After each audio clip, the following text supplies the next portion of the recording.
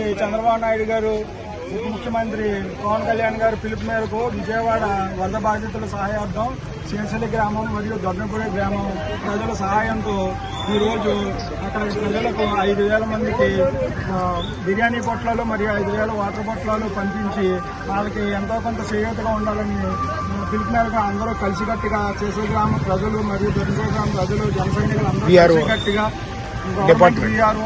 Government వారు అందరూ కూడా సహకరించి డీటీ గారు అందరూ సహకరించి తెల్లారిగట్టి 3ంటికి వచ్చి ఈ కార్యక్రమంలో పాల్గొని ఈ కార్యక్రమాన్ని జయప్రదం చేశారండి.